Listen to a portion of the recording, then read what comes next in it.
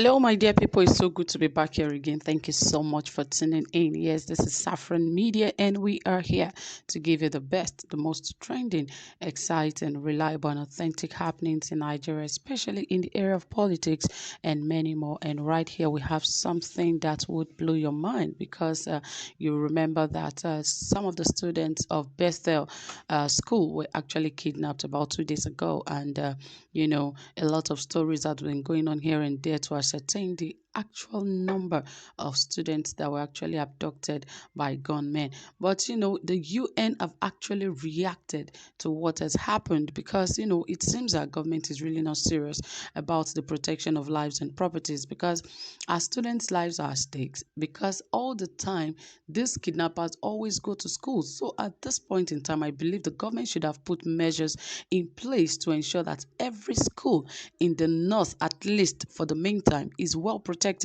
But unfortunately, all those schools are very porous that kidnappers can just come in, take a huge number, over 100 at every point, and they go scot-free. And we are here sitting down saying we have a president, we have a country that is working. Well, let me disappoint you, nothing is working about Nigeria. That is a major truth. And the UN actually reacted to this, and I think they are really disappointed. But anyway, let's get into the details of this. But before then, of course, you know how we do it right here. If you have not subscribed, please ensure you hit the subscribe button, give this video a thumbs up, turn on the notification bell, like, and also share this video.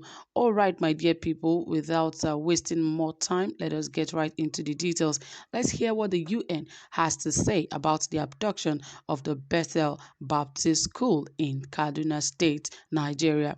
Yes, right here, the UN Secretary General Antonio Guterres has condemned the abduction of some students from Bethel Baptist High School, Damishi Chikun local government area of Kaduna State. Guterres spokesperson Stephane Dujarric disclosed this while briefing correspondents on Tuesday at the UN headquarters in New York.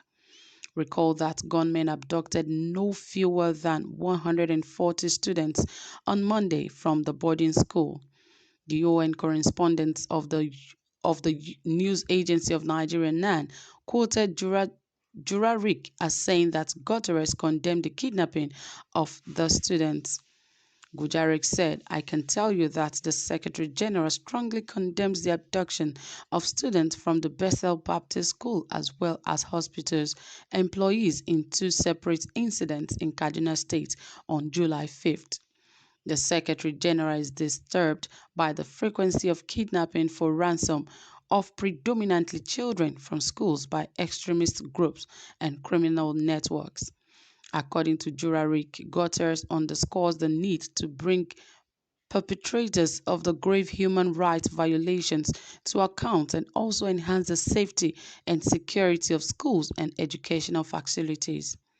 Meanwhile, Malam Nasir El-Rufai has condoled the families of two Nigerian Army and Navy personnel who paid the supreme price on Monday while defending students of Bethel Baptist High School, Kaduna. The rate at which things are happening in the country is alarming. Now, it isn't just about the school students that were kidnapped on that same day.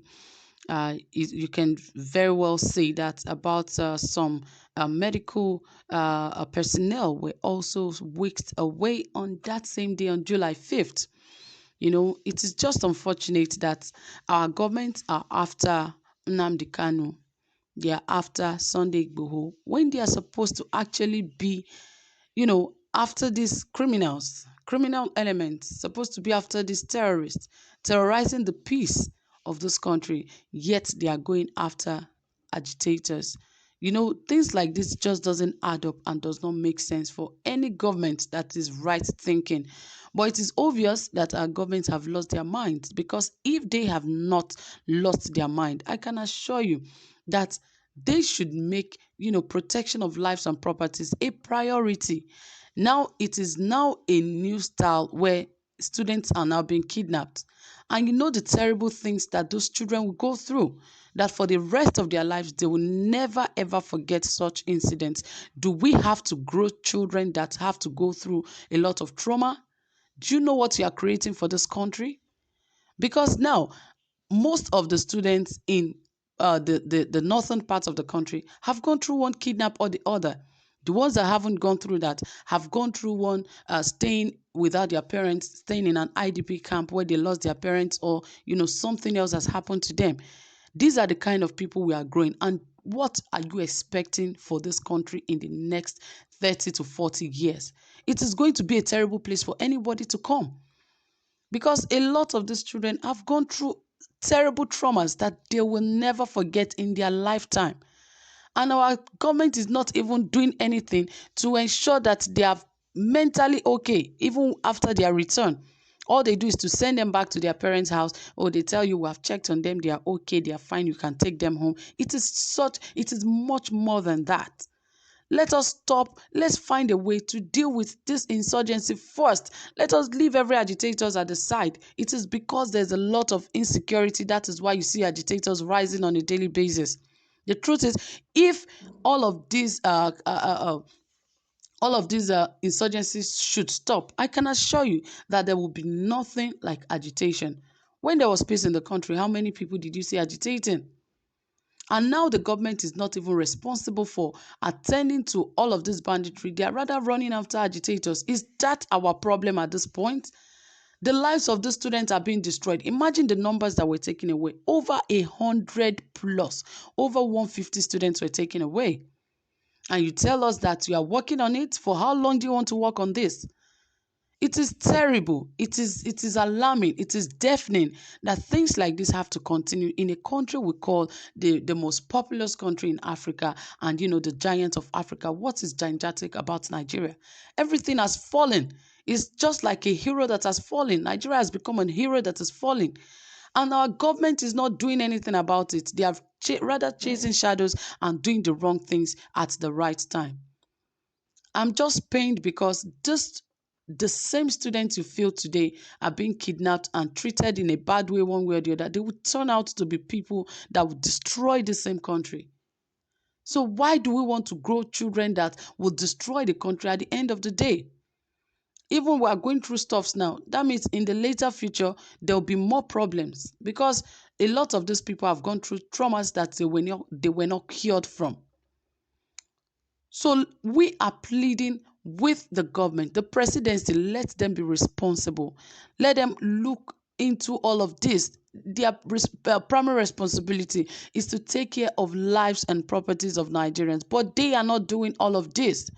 How can Nigerians live? Well, my dear people, I really feel so bad, but what can we do? We can only pray for a better Nigeria. So guys, please drop your comment, tell us what you think about this, and don't forget to give this video a thumbs up. Do have a pleasant time. Bye for now.